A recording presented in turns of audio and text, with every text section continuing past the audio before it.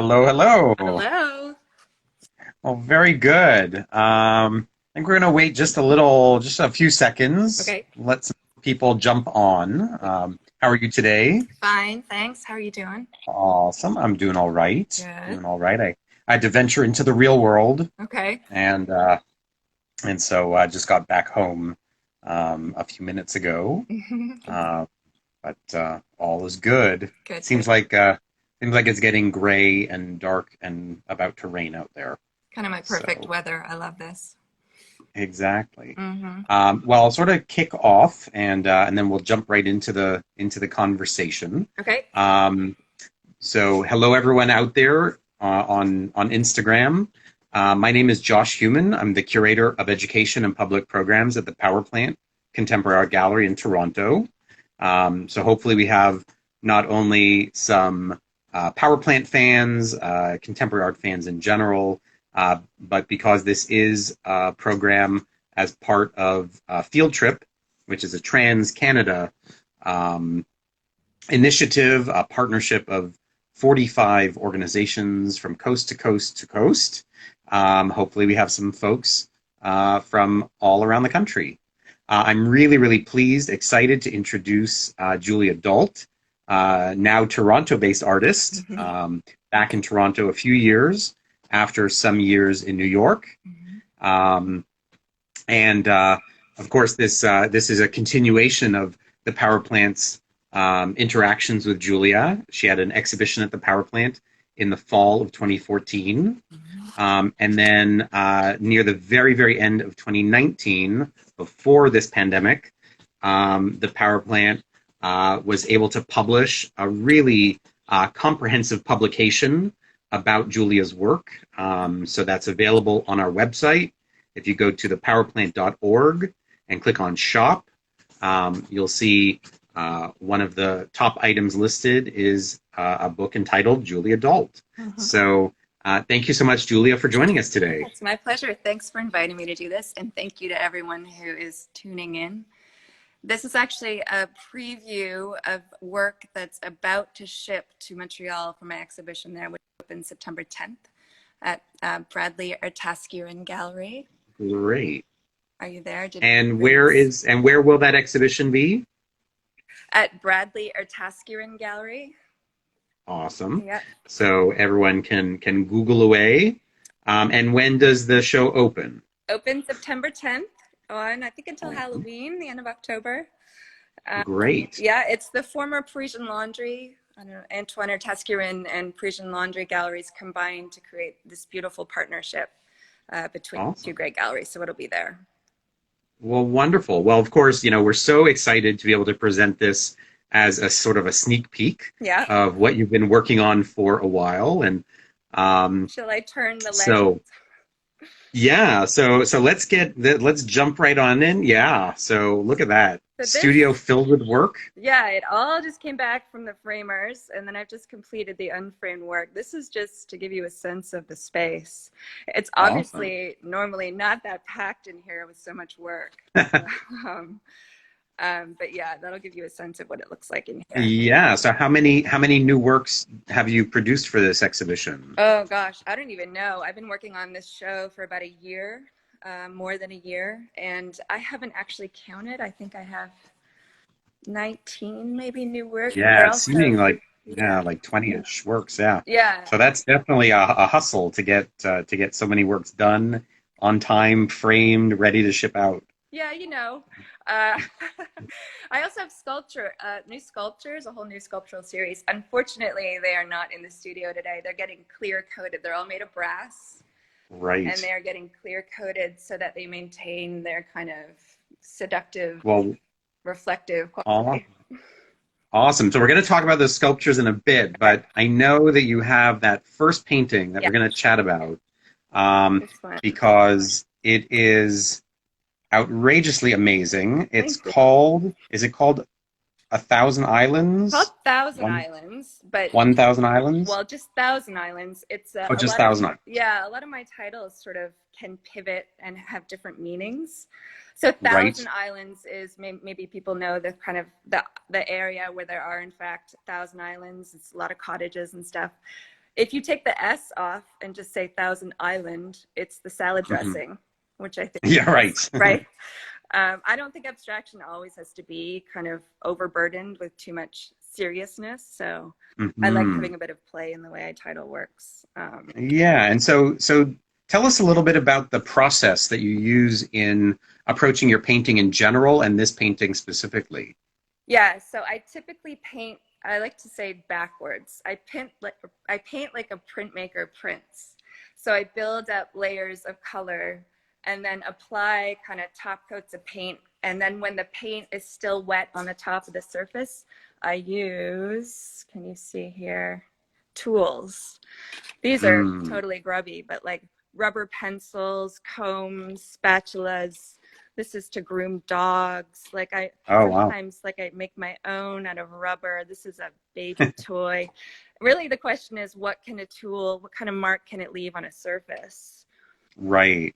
So So it's as much mark making as it is. So it's like an additive process of making marks, but then it's also making marks as a subtractive process. yeah, exactly. So some paintings have many, many, many layers of color built up, and then there's this kind of top coat and the pull. In the case of Thousand Islands, I wanted the underpainting to appear almost stone-like or like marble-like. Hmm. So that's why it's a different technique I use to paint using molding paste and a palette Oh, yeah. and kind of scraping the paint across the surface. And then I cover the entire thing in this dark black kind of tinted surface while still Yeah. wet. And then I used a rubber pencil. So all these lines you see here are all hand done by me. Wow. So is the paint like sort of like you would feel ridges of paint No, there? I love flat, smooth surfaces. So it's Okay. all flat. Um, Oh, nice. I don't know if you can see from the side. It's a smooth, beautiful, because when I pull paint off the surface, I actually Hmm. hate feeling texture. Mm. Um, and then I create these kind of isolated shape like the goal here, and this is just me, is say for the circle to create these forms that you actually can't describe easily with language, Right. right? So they're sort of, they slip in between categories. And then the Nice. frame is split. So I've been thinking a lot about how we view work in person and then how we view work digitally.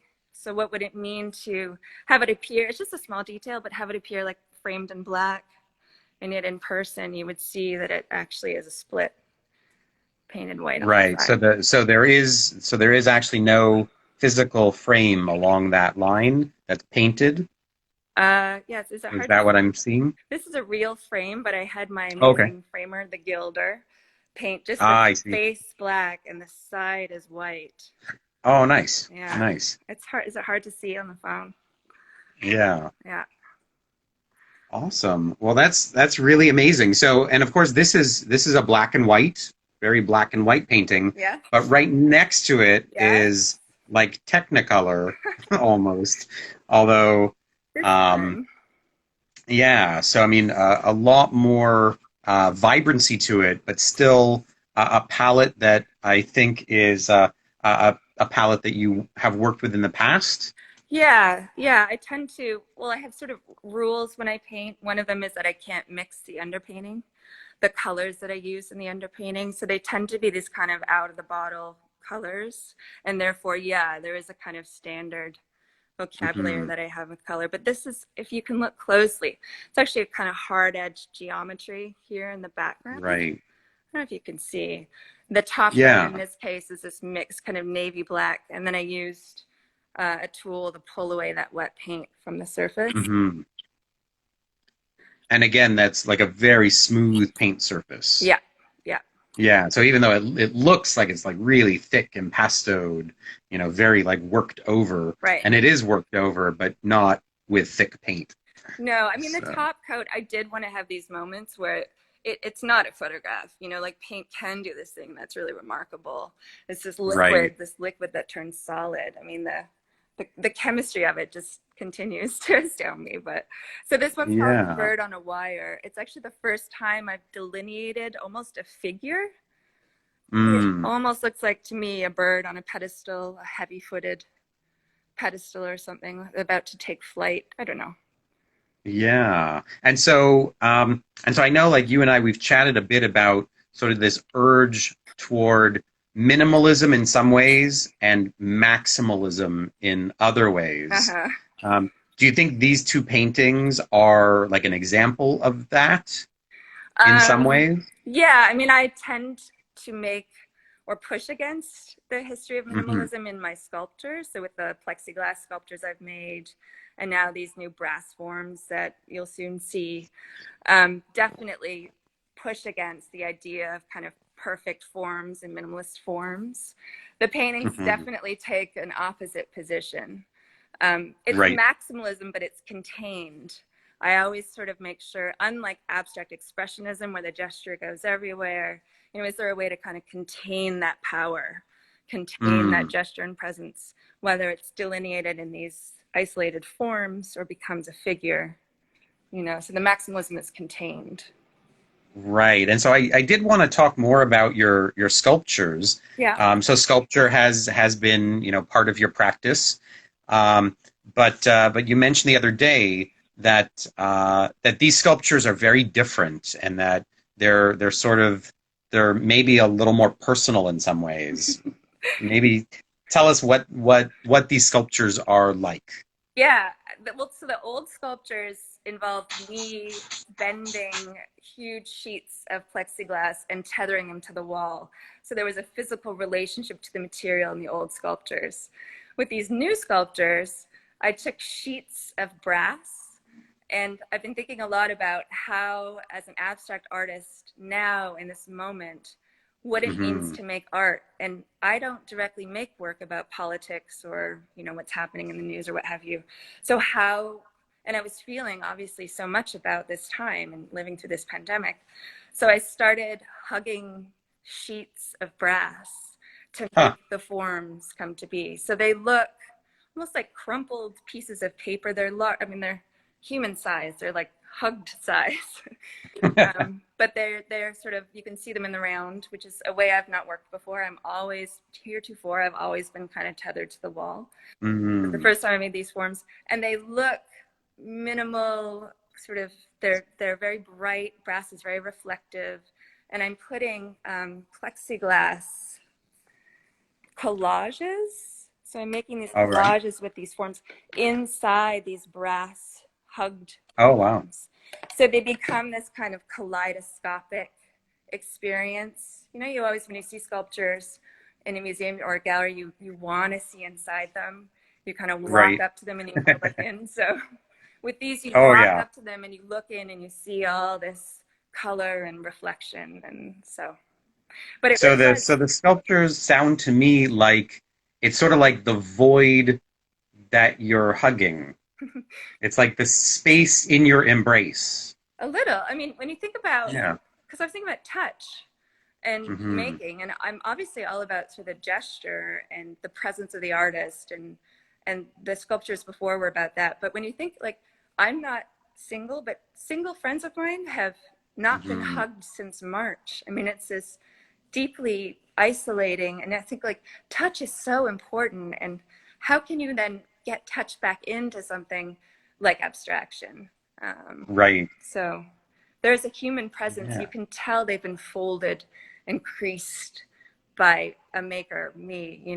You can see that in the Yeah. forms. So Yeah. So yeah. it's sort of a way of including a person in an inanimate object in And some yeah, ways. and an object that you would figure wouldn't have been hugged in that way. I mean, it's also, I mean, Right. brass is, it's flexible, but it's a tough, like I cut my lips when I was cutting, I Oh cut my arms, like no. it's a sharp, hard, difficult, but that physical, that it was so hard, that it was so labor intensive was also important to me.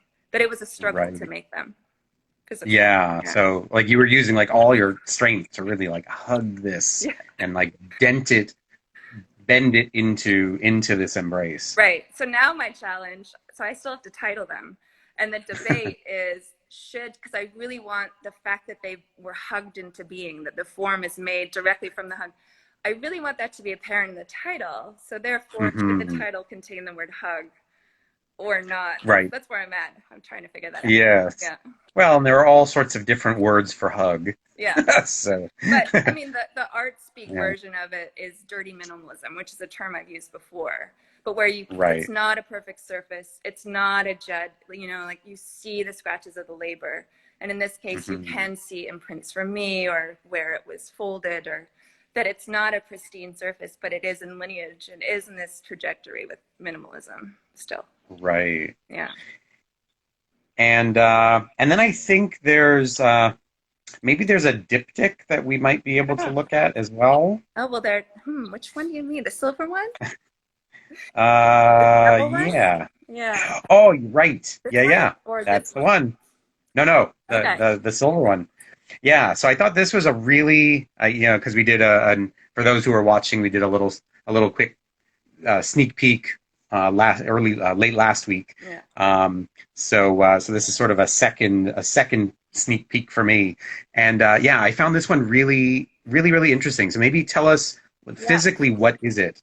So it's actually two stretchers. It's two canvases. You can see, I don't know how much the phone picks up, but so I painted Hmm. a painting that was very colorful, and you can see some of the color there. So what I did was painted the painting, filled the underpainting with color, had it Hmm. scanned and printed on canvas. So this is actually a quote photograph. That's a Okay. reproduction of the original painting, and then continued finishing the painting. And by that I mean Oh, gotcha. applying the silver, pulling away, creating this gesture. But now it's called silent partner because Hmm. it's literally resting on its underpainting, which Yeah. So because this there's is almost like an echo effect exactly, um, of the original that's photographed in the back, and then yes, the foreground is now the real canvas that you just continued working more on. right, Um, right. so is there a particular like I don't know, like a reason why, a compulsion that you had to sort of follow what I'll say is like a almost like a three-part process of Yeah, like yeah.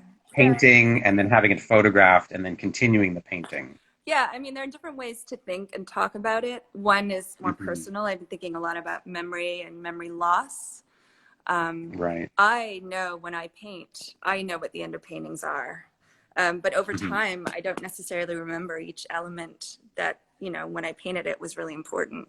So in a way, this maintains the memory of the work. It's there always as the index, to Right. refer back to.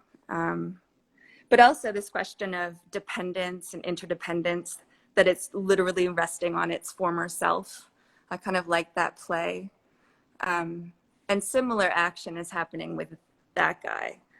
It's the same Hmm. idea, like the painting on the right, you could tell in person probably is the real painting, Okay. which was then photographed, printed again on canvas and reproduced. So it becomes this kind of dependent, interdependent relationship between something that is real and something that is equally as real, but not the original. Yeah, yeah. So there's definitely that what would you say, that dynamic between the real and the reproduction. Right, But the reproduction is still very much a part of the real work of art. right. Um, And the way and yeah, I mean, the way I yeah. work is about revealing what's Hmm. underneath. And in this case, much more can be revealed. And, you could take Right. off this whole canvas and see the whole thing as it looked before it was, painted over.